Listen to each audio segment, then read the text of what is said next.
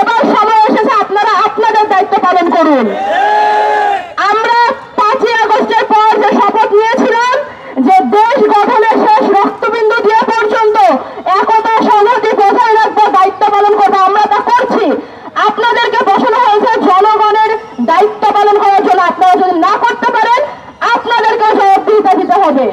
আপনারা এবার জবাব দেওয়ার জন্য প্রস্তুত হন। পতিত সরকারের যত কুলাঙ্গার প্রেতাত্মা এখন পর্যন্ত প্রশাসনকে কাজ করতে দিচ্ছে না।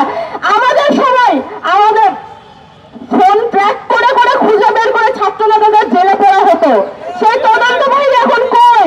সেই ডিজিএফআই এখন কই? সেই সমস্ত মেকানিজম এখন কোথায়? এখন কেন আমাদের গোয়েন্দা বিভাগ কাজ করছে না? এখন কেন এই ধরনের ষড়যন্ত্রের আগে থেকে কোনো খবর পাওয়া যায় না?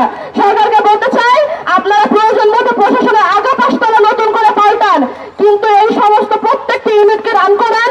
পুলিশকে কাজ করতে হবে, ডিবিকে কাজ করতে হবে, ডিজিএফআই কে কাজ করতে হবে, আর্মিকে কাজ করতে হবে, প্রত্যেককে তার তার দায়িত্ব পালন করতে হবে। কারণ আমরা আমাদের দায়িত্ব পালন করে দেখিয়ে দিয়েছি।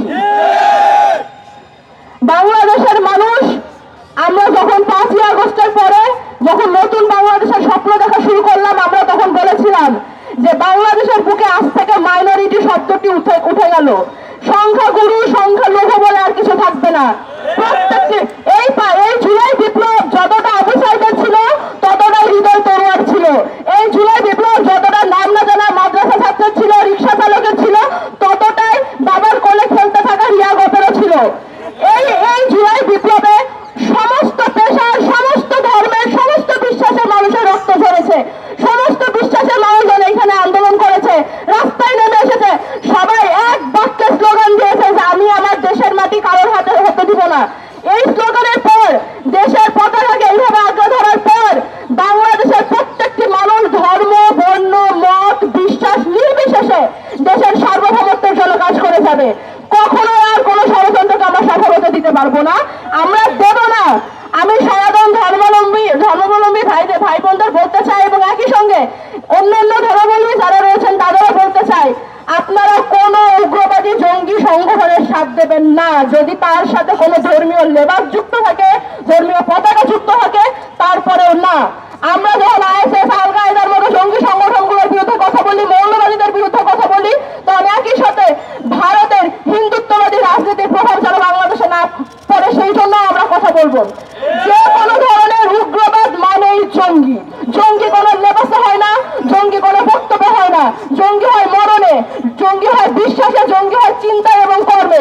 যারা উগ্রবাদী কাজকর্ম করবে বাংলাদেশের বুকে তারাই জঙ্গি।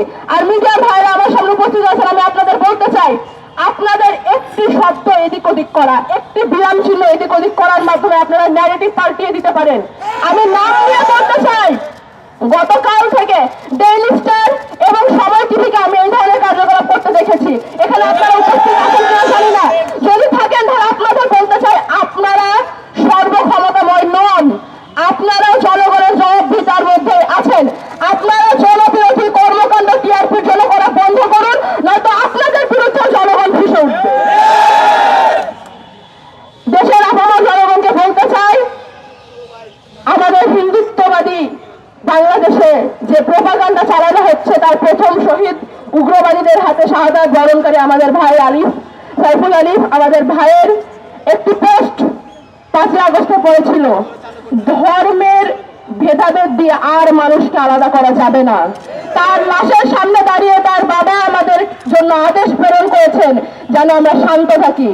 উগ্রবাদীদের বলতে চাই, আমাদের ধৈর্য আমাদের দুর্বলতা না, আমাদের ধৈর্য আমাদের প্রস্তুতি। আপনারা আরো কঠোর মোকাবেলার জন্য প্রস্তুত থাকেন যদি না আপনারা এখনই পিছু হটেন। আর ভারতকে বলতে চাই, বাংলাদেশের লাশ গুনে গুনে ভোট কাউন্ট করা এবার বন্ধ করতে হবে।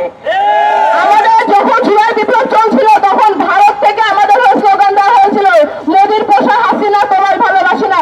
ভারতের সাধারণ জনগণ আমাদের সাথে আছে, তারা প্রতিবেশী শুভাচরণ করতে চায়।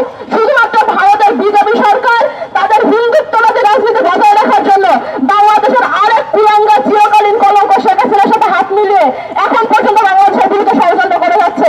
বাংলাদেশের পররাষ্ট্র মন্ত্রণালয়কে ধন্যবাদ, তারা দিল্লিকে সাফ জবাব দিয়ে দিয়েছে।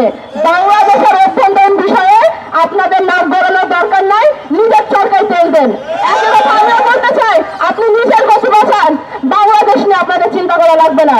একই সাথে আমি আমার বক্তব্য শেষ করছি শহীদ সাইফুল ভাইয়ের আত্মার শান্তি কামনা করে এবং একই সঙ্গে যে কোনো ধরনের ধর্মীয় উগ্রবাদী হামলার মধ্যে যতজন আহত হয়েছেন এই পর্যন্ত প্রত্যেকে সুস্থতা কামনা করছি।